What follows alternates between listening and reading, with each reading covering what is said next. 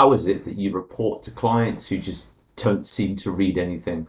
Hi guys, my name is Deepak Shukla, founder of the Pearl Lemon Group. We're a business growth and development agency based in the UK, USA, as well as serving clients worldwide. And here today in day number 66, we're here to talk about clients who don't read reports and what you need to do about it. So before we get into it, if you need any support with your communication training, feel free to reach out to us at Pearl Lemon.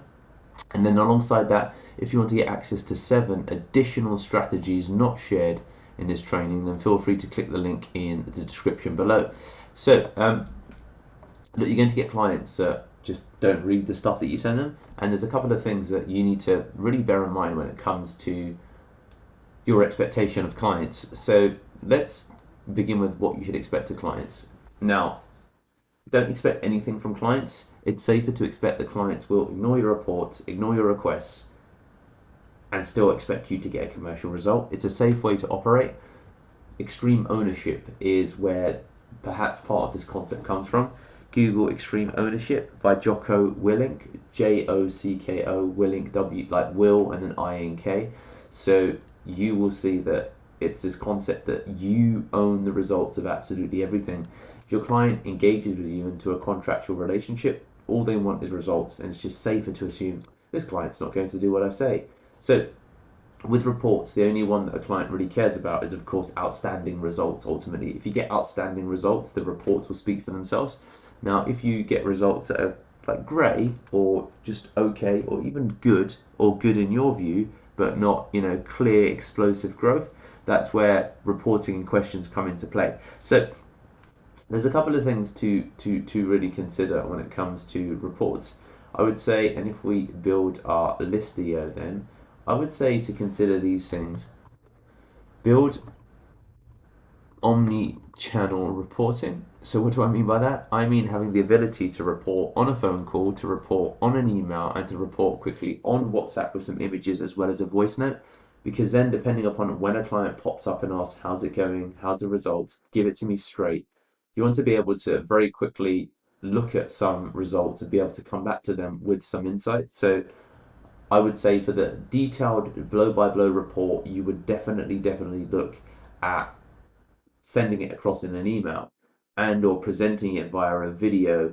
But if you just want quick things, you should be able to identify some very quick key performance indicators. So there's different indicators for different platforms in our industry.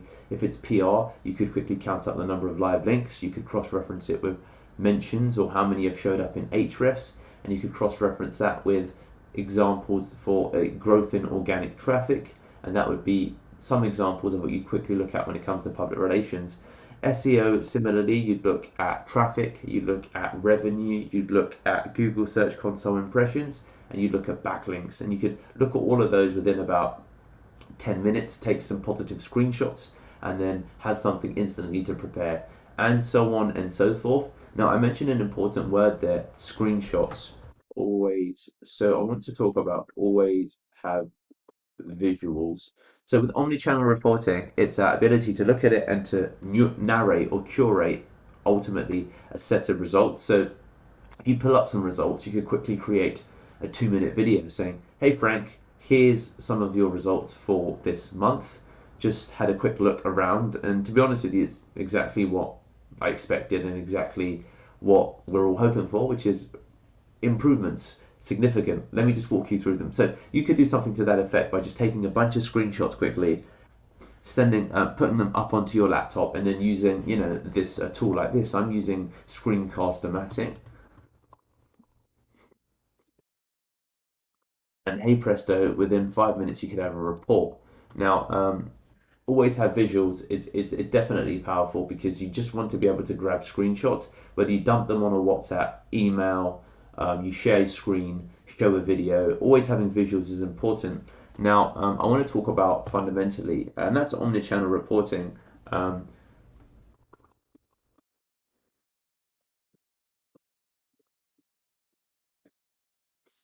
Now, I want to add something that will really help. So I see a lot of reports go out with attachments. Me, myself, Deepak, I don't tend to look at attachments initially.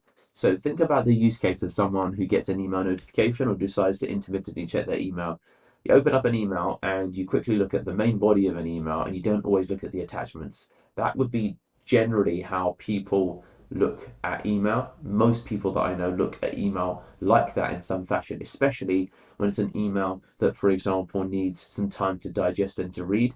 So to make it easier for a decision maker, you want to add screenshots in the main body of an email because they can quickly open up an email and you would just, like I did with this box here, take some screenshots, use some arrows to point at stuff like I have here, and then fundamentally you could send that across to the decision maker and very quickly they'd open up the main body of an email, see lots of positive stuff, see a headline, and that would be ultimately the report in effect, and then they could return back to the detailed report at a later juncture. Decision makers tend to be quite busy, so giving them stuff that's really, really easy to digest is going to be, absolutely, absolutely important. And again, we're focusing for reports on clients who don't read anything, which is the detail that's often in the links or like detailed descriptions. Visuals work best, okay? Visuals will always work best. So we've got omnichannel reporting, we've got always having visuals and adding screenshots in the main body of an email, and adding quantitative and qualitative data. So this is the other thing you want to think about. This is how it's going. And this is like, this is how it's going, and then you use numbers to demonstrate that. And then you've got, this is how I'm thinking strategically, and then you've got words to demonstrate that,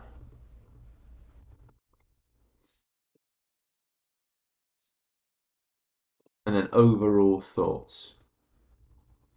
So this is something that you should try and include or have the ability to talk about and demonstrate through reports. So these are the numbers. So that's quantitative data. We started at X. This is now Y. We've increased by, this is the trend line. This is the axis. So that's something you need to be able to put together. Now, if you've been watching some of my past trainings and you'll be comfortable putting numbers together quite quickly, then you talk about strategy. So this is how it's going. This is what I think, we should do with strategy moving forward as well. So things such as that are definitely going to help. So that would be the other element of the strategy. So the final thing is overall insight. So if you're able to, again, summon these quite quickly, omnichannel it, so you can say it verbally, you can show it visually, you can write it out into a detailed email. It's really going to save you when it comes to reports for clients who don't read anything because they have a different way of digesting information. Some clients will never read anything and then suddenly come to you and say, well, how's it going? And that's where having the ability to add some screenshots, show some visuals, quickly pull up overall analyses and insights is going to be bloody fantastic. So there you have it, guys. If you're enjoying these videos, please do write your comments as to your takeaways in the description below, as well as subscribe if you're enjoying what you're learning so far.